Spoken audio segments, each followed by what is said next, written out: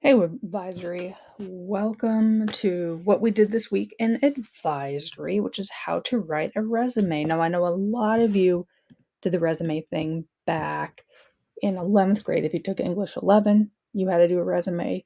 This is just kind of a refresher, or if you didn't take English 11 with us last year, just kind of a good introduction to how to write a resume. So, the first question I have for you is who has written a resume before? And if so, what are some important info to include on a resume? So, what is a resume? So, a resume is a document used when hiring. So, a person includes background information about themselves and contact information. And you want a resume that stands out.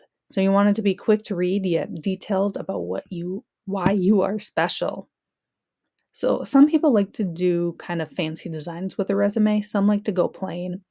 I encourage you to go with the plain one more. You can have pops of color in it, like borders and stuff like that, but don't have like all the flowers and whatnot. So there are 5 main parts of a resume. The first one would be the name and your contact information. The second one would be the objective. So that's just kind of like a summary of who you are, what you do. After that, you have experiences. So that would be like work experience. After that, you have education. And then at the very bottom there, you have awards, acknowledgement, skills. So that's kind of like the other category, things that you want your employer to know, but you're not quite sure where to fit it in. So we are going to go through all 5 of these today. So the first thing, contact information. That's going to be at the very top of your page. And you're going to want your name in bold letters, and then you want your contact information. So, like the city you live in, your phone number, and your email address. The next step would be the summary or the objective. They mean the same thing, just whatever you want to call them. So, with this, you're going to want to write it in third person. So, that's one sentence explaining your personality and make sure it's positive and your goals in a brief summary of your work experience. So, for example, this would be someone who is like a dental hygienist. They would say an exceptionally organized and friendly dental assistant with 3+ years of successful experience working with dental offices and clients. The next step would be experiences. So, with work experiences, if you are new to the job market, you can skip this and just go straight to your educational history. Or you could put in activities you've been a part of, such as like National Honor Societies, volunteering activities, groups, stuff like that. So when you do put in your work experiences, your most recent job goes at the very top. Okay. Then chronologically goes your other jobs. And make sure that you put the month and then the years you worked at the said job. So, for example, like Dairy Queen, if you work from January 2021 into the present, or if you have an ending date, put an ending date. You also want to put a short 1-line bullet point description of what you did during that job and make sure it's at a maximum of 3. You don't want any more than 3. So, for example, if you worked at Dairy Queen, you could say provided respectable customer service to all clientele, manage cash register successfully with precision, monetary accuracy. Ooh, interesting. One thing is to make sure that you always start with an adjective. And I know that might seem really, really weird. Like, why would I start with an adjective? I will tell you why. It is because employers like to see actions you have done. And if you have questions about what like an adjective is, or you need examples, I highly suggest to look here. You can also just Google search like adjectives for job resumes, and you'll get a whole list of all these adjectives that are super helpful. So, also in work experiences, like I said before, all bullet points should start with an adjective. And you want to skip using pronouns. So, skip using I or she or he or they. So, instead of saying, I clean and prepare treatment rooms or she cleaned and prepared treatment rooms, you simply just want to say cleaned and prepared treatment rooms. That's it. Okay. So be positive and don't lie. Okay. Because if you lied, that might bite you in the butt later on. But be confident of what you have done in your old job and experiences. So here's an example. Again, this is like a dental hygienist.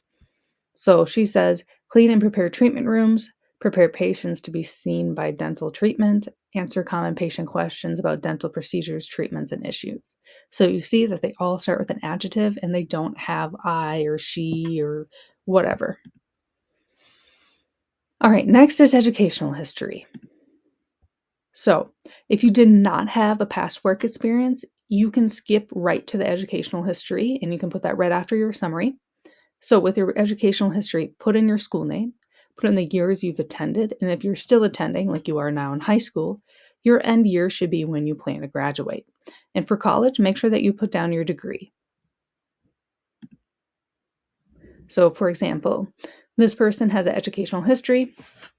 They put the name of the college, or for you it would be high school, and then put the years that they attended and then what they got their degree in. All right, the next and last point would be the awards acknowledgement skills. You can name that section any of these things. I think on my resume, I have it as skills. So that's going to be at the bottom of the resume, and you're going to put down the skills you have acquired or excelled at. So, for example, if you know Photoshop, website building, coding, certain certifications, like do you know how to operate a forklift? Computer programming, CPR first aid, Google Suites. But again, make sure you don't lie because it might bite you in the butt later on.